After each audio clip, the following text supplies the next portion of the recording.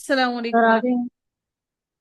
السلام علیکم ورحمۃ اللہ وبرکاتہ، اعوذ باللہ من الشیطان الرجیم، بسم اللہ الرحمن الرحیم، رب اشرح لي صدری ویسر لي امری واحلل عقدۃ من لسانی یفقهوا قولی، ربنا زدنا علما اللهم فقهنا في الدین، آمین یا رب العالمین۔ اچھا جی، سورۃ الاحزاب چل رہی ہے، بڑی ہی اہم ترین سورہ ہے، کیونکہ اس سورہ کے اندر آ، اللہ تعالیٰ نے جو مومنوں کی آزمائش تھی، اللہ تعالیٰ نے وہ بیان کی ہے اس کے اندر، جس کے اندر ہم نے پڑھا ہے کہ اللہ تعالیٰ نے فرمایا کہ اللہ تعالیٰ نے ایمان والوں کو جھنجھوڑ کر، یعنی بہت سخت ترین جھنجھوڑ کر ان کو آزما لیا۔ اب ہم دیکھتے ہیں اللہ تعالیٰ جو اس آیت کے اندر ارشاد فرماتے ہیں، آیت نمبر 41 کے اندر رب کائنات ارشاد فرماتے ہیں، یا ایھا الذین آمنوا اذکروا اللہ ذکرا کثیرا، اللہ تعالیٰ فرماتے ہیں مسلمانوں، اللہ تعالیٰ کا ذکر بہت زیادہ کرو، یعنی صرف یہ نہیں کہا کہ تھوڑا کرو بلکہ بہت زیادہ کرو۔ احادیث میں آتا ہے کہ مومن کے لیے اللہ تعالیٰ کا ذکر کرنا ایسا ہی آسان ہونا چاہیے جس طرح سے مومن کے لیے سانس لینا آسان ہوتا ہے، یعنی ہم ان انٹینشنلی سانس کو لیتے ہیں، اسی طرح سے ان انٹینشنلی ہماری زبان سے ذکر جاری رہنا چاہیے۔ بدقسمتی سے ہمارے ہاتھوں میں جب تک تسبیح نہ ہو ہمیں ذکر یاد ہی نہیں رہتا۔ تو جو زبان جس چیز میں جتنی مشغول ہوگی، نزا کی حالت میں وہی چیز انسان کے سامنے آئے گی، اور وہی جس چیز کا انسان عادی ہوگا، نزا کی حالت میں انسان کو وہی چیز سامنے دکھائی دے گی،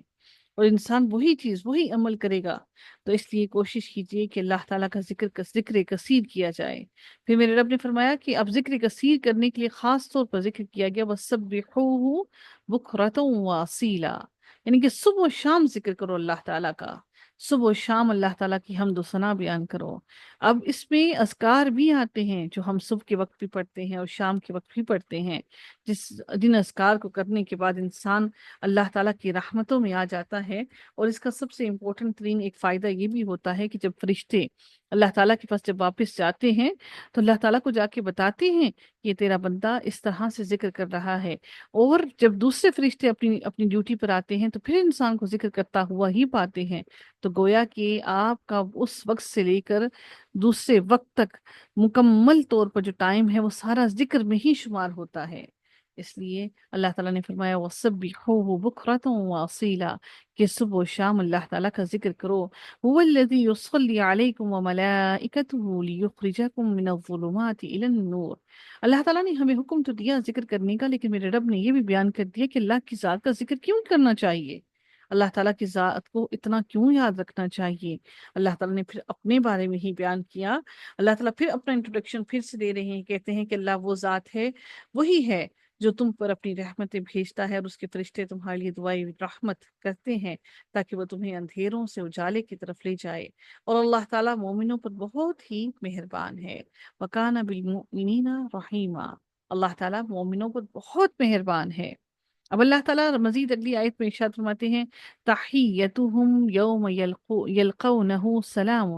پھر میرے رب نے ارشاد فرمایا کہ جس دن یہ اللہ سے ملاقات کریں گے ان کا تحفہ سلام ہوگا۔ سبحان اللہ، یعنی جنت میں فرشتے اہل ایمان کو یا مومن آپس میں ایک دوسرے کو سلام کریں گے، اور ان کا آپس میں کلام جو بھی ہوگا وہ سلامتی کی دعا ہی ہوگا۔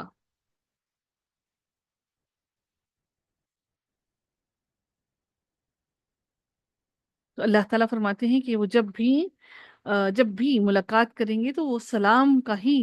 سلام کریں گے، اور ان کا تحفہ آپس میں ایک دوسرے پر سلام ہوگا۔ پھر میرے رب نے فرمایا وَأَعَدَّ لَهُمْ أَجْرًا كَرِيمًا، پھر میرے رب نے فرمایا کہ ان کے لیے اللہ تعالیٰ نے باعزت اجر تیار کر رکھا ہے، بہت عزت والا۔ کریمہ، کریمہ جو ہے یہ آپ لوگوں کو کیا لگتا ہے یہ کیا ہے؟ کریمن، کریمہ کارومہ کے باب سے ہے نا یہ کریمہ۔ ہم یہ ایک خاص صفت ہے جس کو کیا کہا جاتا ہے کرہما کے باب سے، جب وہ بنتی ہے اس میں فاعل اور اس میں مفعول بنتا ہے کرہما کے باب سے۔ ہم کرہما کے باب سے اس میں فاعل اور اس میں مفعول بنتا ہے۔ نہیں میم، وہ نہیں بنتا، یہ وہ صفت بنتی ہے، اس کو کیا تو کہتے ہیں صفت کو، صفت صرف صفات ہی بنتی ہیں ان سے نا۔ ہم अल्लाह ताला की जो होती हैं, वो नाम हम्म। नहीं ज़हन में आ रहा। सिफ्त मुशब्बा। जी जी। ठीक है। जी हाँ, तो वो ये करीमन जो है ये वही बना है हमारे पास यहाँ पर, यानी कि करूमा के बाब से है ये, तो यहाँ पर ये सिफ्त बनी है, सिफ्त मुशब्बा बिलफेल। जी। अल्लाह ताला फिर इरशाद फरमाते हैं, या अय्युहन नबिय्यु, ए नबी, इन्ना अर्सलनाका शाहिदन व मुबश्शिरन व नज़ीरा। ए नबी, यकीनन हमने ही आपको रसूल बनाकर गवाहियां देने वाला, खुशखबरियां सुनाने वाला, आगाह करने वाला बनाकर भेजा। गवाहियां देने से क्या मुराद है? जी, कौन बताएगा गवाहियां देने से क्या मुराद है?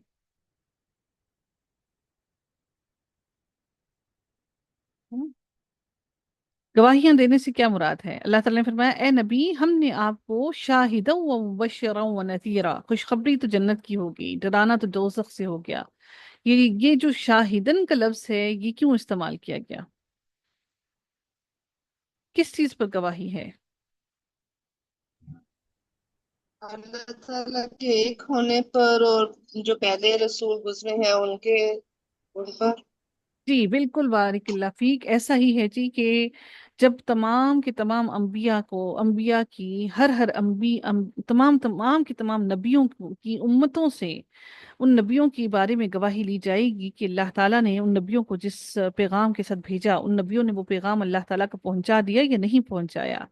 तो नबियों की उम्मतें इनकार कर देंगी इस बात से कि उन्हों हमारे पास तो कोई ऐसा नबी पैगाम लेकर आया ही नहीं था। फिर अल्लाह ताला नबी अकरम सल्लल्लाहु अलैहि वसल्लम को और उनकी उम्मत को तमाम के तमाम अंबिया पर गवाही के लिए बुलाया जाएगा, और नबी अकरम सल्लल्लाहु अलैहि वसल्लम अपने से पहले तमाम अंबिया के बारे में गवाही देंगे कि इनकी तालीमात पहुंची, ये तालीमात लेकर आए और इन्होंने अपना पूरा पूरा हक अदा किया। इसलिए रब कायनात ने फरमाया कि या अय्युहन नबिय्यु, ए नबी, इन्ना अर्सलना का, बेशक हमने आपको शाहिदन, हमने आपको गवाही देने वाला बनाया, व मुबश्शिरन व नज़ीरा, और आपको खुशखबरी देने वाला और डराने वाला बनाकर भेजा, व दाइयन, और अल्लाह ताला फिर मज़ीद इरशाद फरमाते हैं, और अल्लाह के हुक्म से उसकी तरफ बुलाने वाला और रोशन चिराग बनाकर भेजा। सुभान अल्लाह। व सिराजम मुनीरा, जिस तरह चिराग से अंधेरे दूर हो जाते हैं, इसी तरह आप सल्लल्लाहु अलैहि वसल्लम से कुफ्र और शिर्क के अंधेरे दूर हुए। और अल्लाह ताला ने ना सिर्फ अल्लाह ताला ने नबी करीम सल्लल्लाहु अलैहि वसल्लम को ये मनसब दिया दायन, दावत देने का, बल्कि अब ये मनसब अल्लाह ताला ने हम सब मुसलमानों के हाथ में, हम सब मुसलमानों की ये जिम्मेदारी लगा दी है कि हम सब के सब दावत दें इलल्लाह, दायन इलल्लाह, कि अल्लाह ताला की दावत दें, और इस कुरान को चिराग की तरह से पूरी दुनिया में फैलाएं, इसकी तालीमात को पूरी दुनिया में आम करें। फिर मेरे रब ने फरमाया, वो बशरिल मुमिनीन बिअन्न लहुम मिनल्लाहि फضला कबीरा। मेरे रब ने मजीद फरमाया कि आप मोमिनों को खुशखबरी सुना दीजिए कि उनके लिए अल्लाह ताला की तरफ से बहुत बड़ा फजल है। वो बहुत बड़ा फजल क्या है? कौन सा बहुत बड़ा फजल है अल्लाह ताला की तरफ से मोमिनों के लिए? फजल कौन सा बहुत बड़ा फजल है? अल्लाह ने फरमाया कबीरन, कौन सा बड़ा फजल है?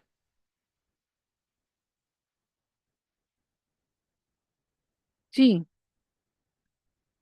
किसी को नहीं मालूम?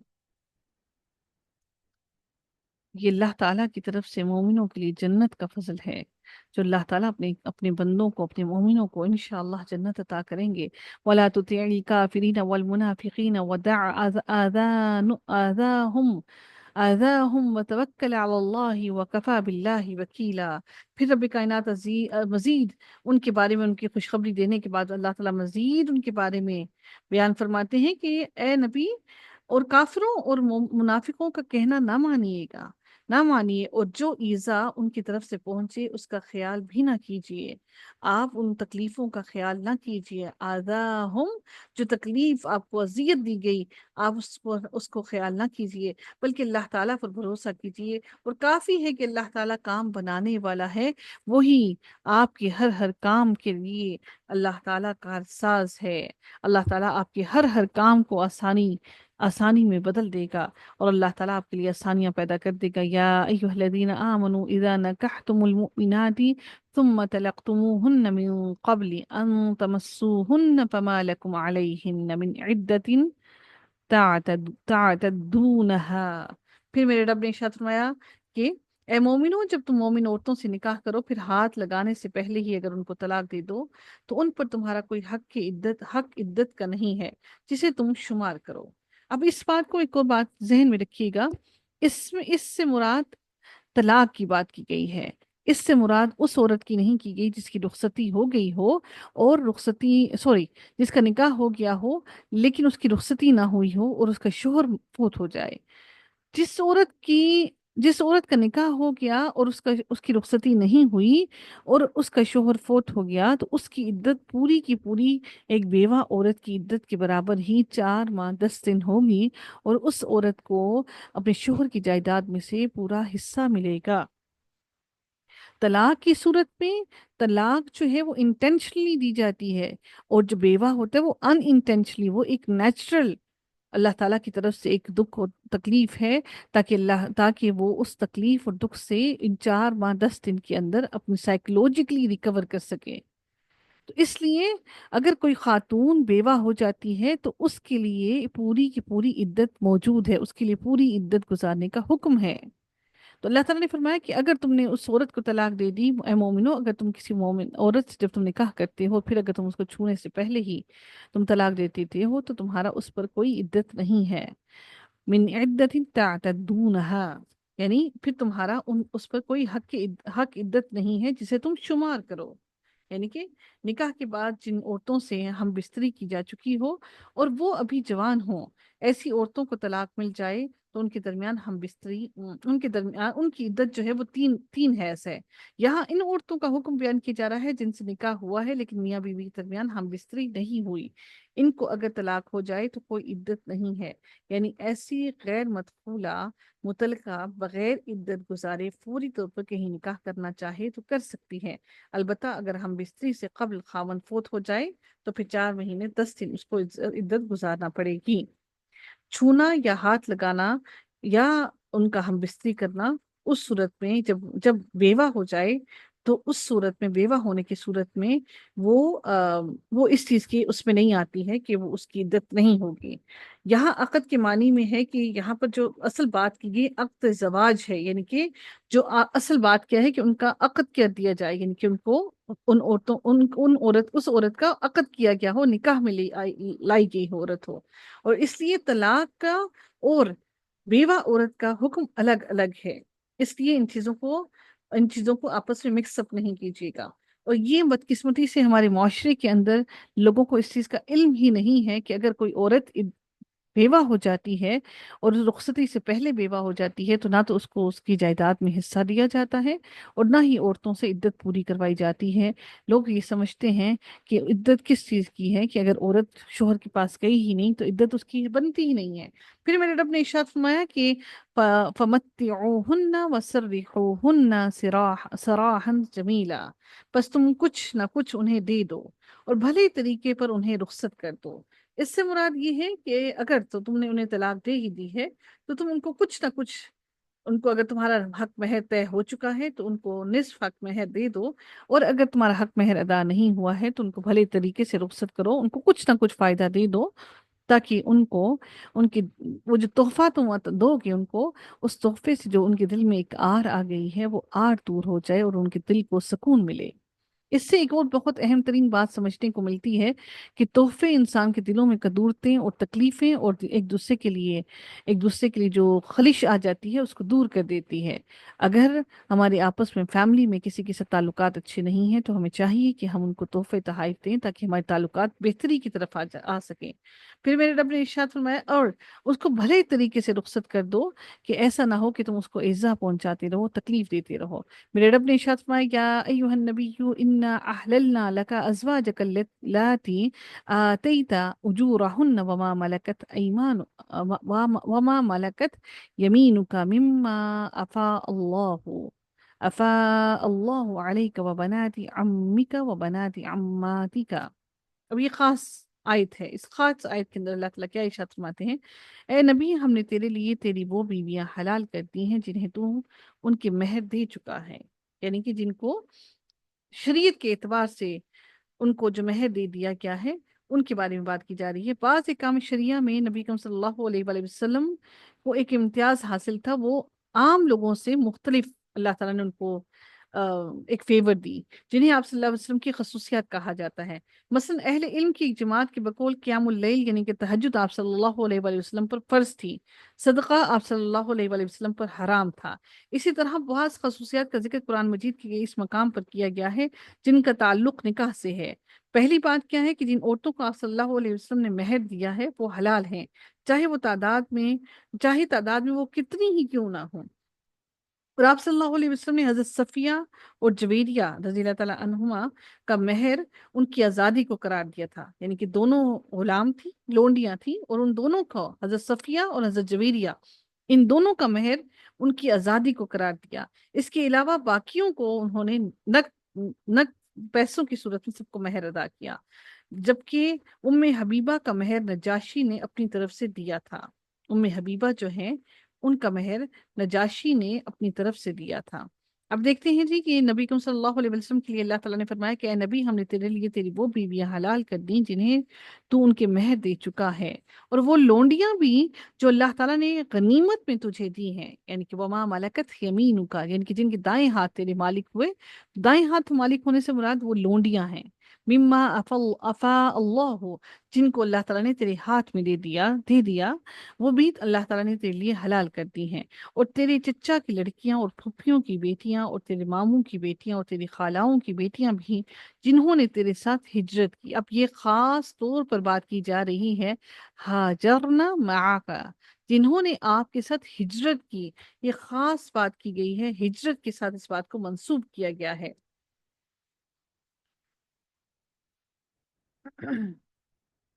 اچھا ایک اور بات یاد رکھیے گا کہ نبی اکرم صلی اللہ علیہ وسلم کی دو لونڈیاں تھیں جو کہ ریحانہ اور ماریا جو تھی، یہ دونوں نبی اکرم صلی اللہ علیہ وسلم کی لونڈیاں تھیں جو نبی اکرم صلی اللہ علیہ وسلم کے ساتھ رہیں۔ اب یہاں پر ہجرت کی بات کی گئی ہے اس صورت میں جبکہ مکہ سے مدینہ کی طرف ہجرت کی گئی ہے، کیونکہ آپ صلی اللہ علیہ وسلم کے ساتھ تو کسی عورت نے بھی ہجرت نہیں کی تھی۔ اس کا مطلب یہ ہے کہ جس طرح آپ صلی اللہ علیہ وسلم نے ہجرت کی ہے اسی طرح انہوں نے مکے سے مدینہ کی طرف ہجرت کی ہو، کیونکہ نبی اکرم صلی اللہ علیہ وآلہ وسلم نے جب ہجرت کی تھی تو اس وقت نبی اکرم صلی اللہ علیہ وآلہ وسلم کے ساتھ صرف حضرت ابو بکر صدیق ہی تھے، کوئی خاتون ان کے ساتھ ہجرت میں شامل نہیں تھی۔ اس لیے اللہ تعالیٰ نے فرمایا کہ یعنی کہ جو عورتیں ہجرت جن عورتوں نے کی ہو، یہاں پر یہ مت سمجھیے گا کہ ہاجرنا معاک کہ نبی اکرم صلی اللہ علیہ وسلم نے جب ہجرت کی تو ان کے ساتھ جو خواتین گئی تھی ان کو حلال کیا گیا، بلکہ اللہ تعالیٰ نے فرمایا کہ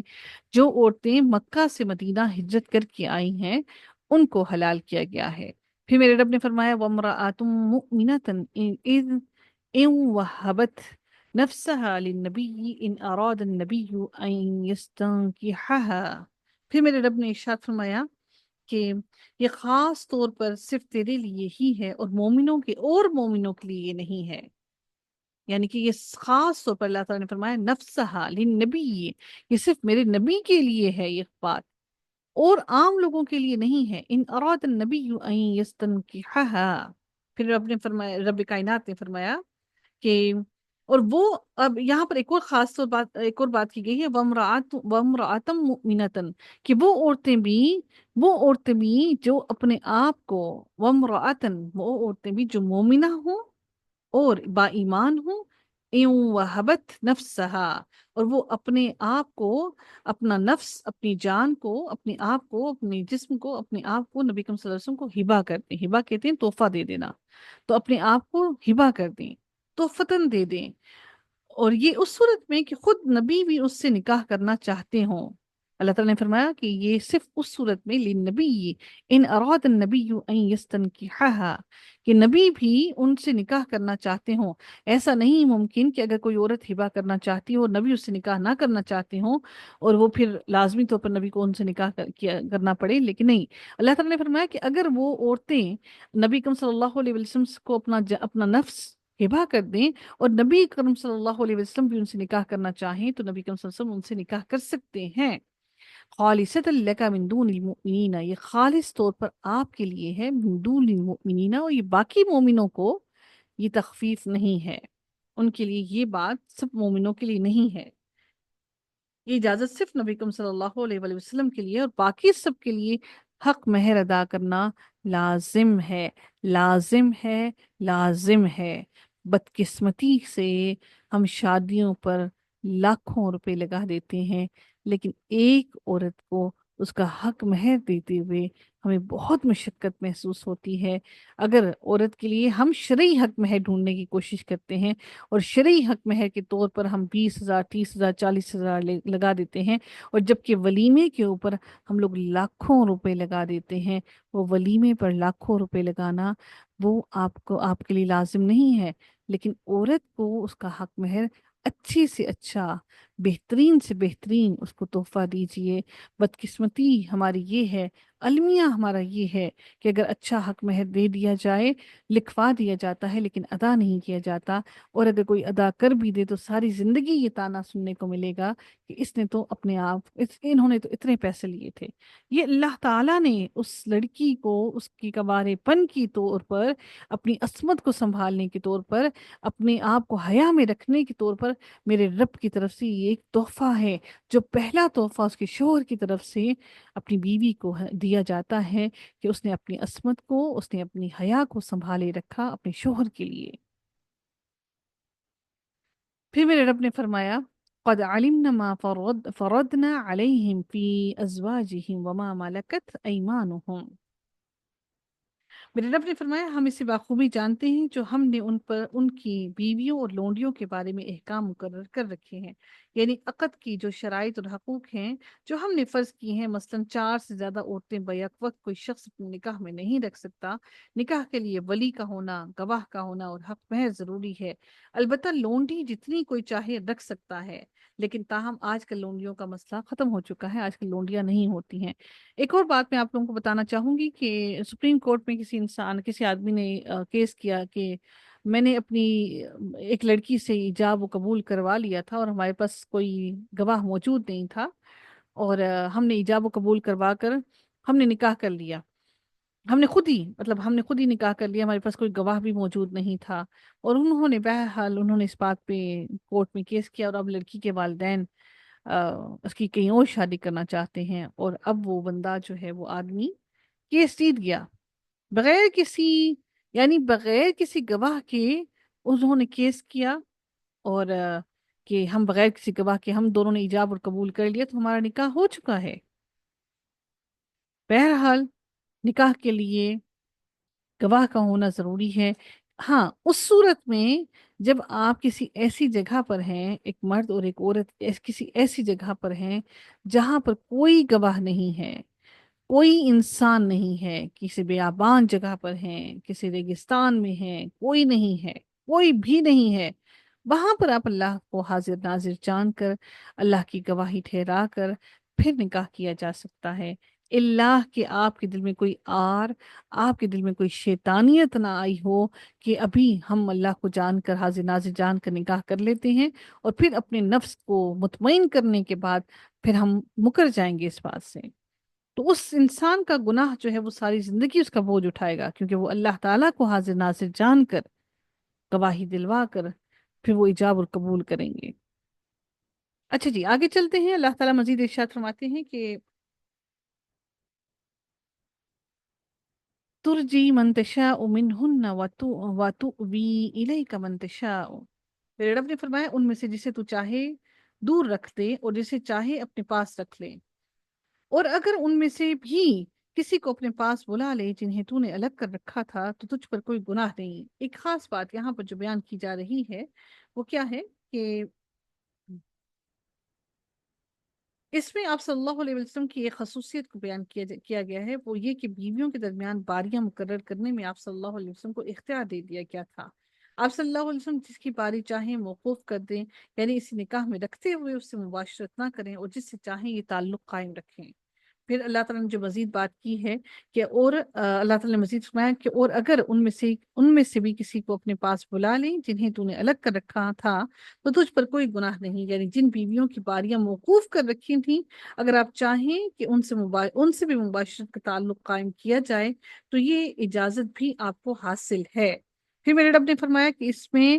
اس بات کی زیادہ توقع ہے کہ ان عورتوں کی آنکھیں ٹھنڈی رہیں اور وہ رنجیدہ نہ ہوں، اور جو کچھ بھی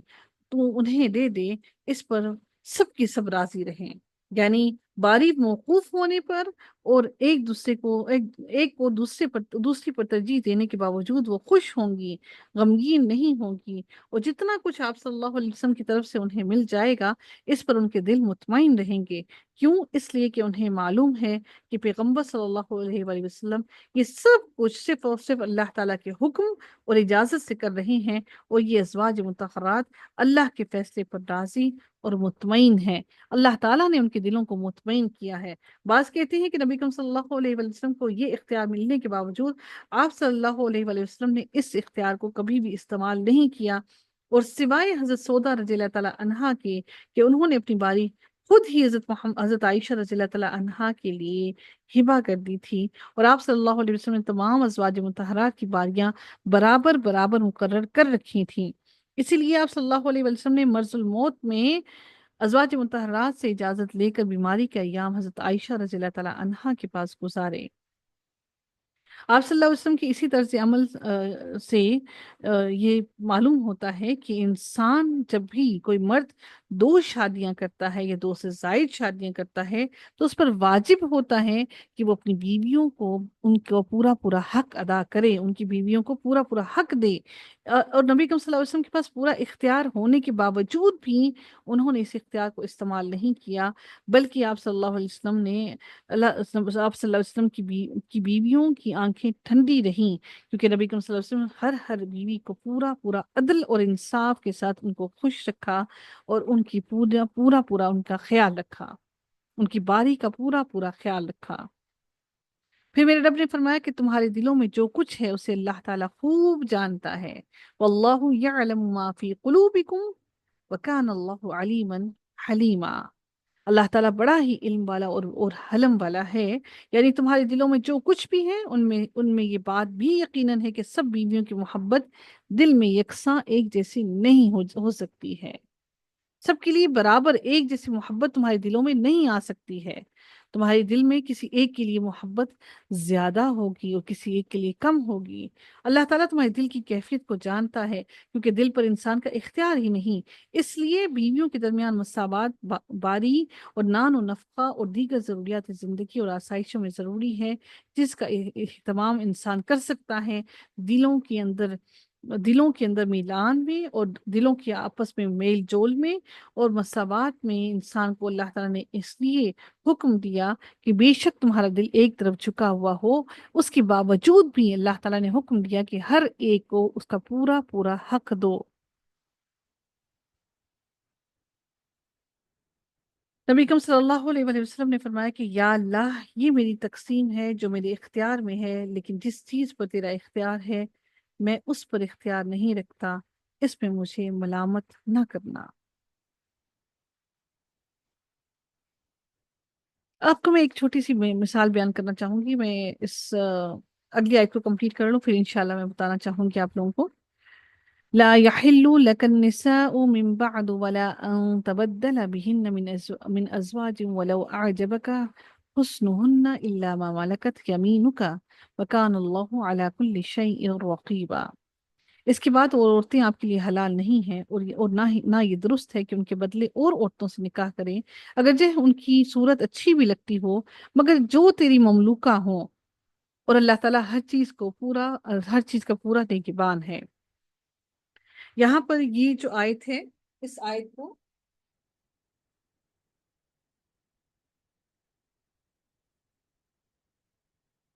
اللہ تعالیٰ نے اس آیت کے اندر ازواج مطہرات نے جو دنیا کے اسباب عیش اور راحت کے مقابلے میں نبی کریم صلی اللہ علیہ وآلہ وسلم کے ساتھ رہنا پسند کیا تھا، اس کا صلہ اللہ تعالیٰ نے یہ دیا کہ آپ صلی اللہ علیہ وسلم کو ان ازواج کے علاوہ جن کی تعداد اس وقت 9 تھی، دیگر عورتوں سے نکاح کرنے یا ان میں سے کسی کو طلاق دے کر اس کی جگہ کسی اور سے نکاح کرنے سے منع کر دیا۔ بعض کہتے ہیں کہ بعد میں آپ صلی اللہ علیہ وسلم کو یہ اختیار دے دیا گیا تھا، لیکن آپ صلی اللہ علیہ وآلہ وسلم نے اس کے باوجود بھی کوئی اور نکاح نہیں کیا۔ اب اگلی بات جو اللہ تعالیٰ نے فرمائی کہ جو تیری مملوکہ ہیں، یعنی لونڈیاں رکھنے پر کوئی پابندی نہیں ہے۔ بعض نے اس کے بارے میں کہا کہ کافر لونڈی بھی رکھنے کی آپ صلی اللہ علیہ وآلہ وسلم کو اجازت تھی، اور بعض نے کہا کہ جو سورہ ممتحنہ کے اندر اللہ تعالیٰ نے فرمایا کہ وَلَا تُمْسِكُوا بِعِصَمِ الْقَوَافِرِ، کہ جو اللہ تعالیٰ نے یہ آیت نازل کی اس کی نظر سے آپ صلی اللہ علیہ وسلم کے لیے یہ یعنی کہ کافر عورتیں جو ہے وہ حلال نہیں تھیں۔ کافر عورتیں یعنی کہ لونڈیاں رکھنا حلال نہیں تھا۔ اچھا جی،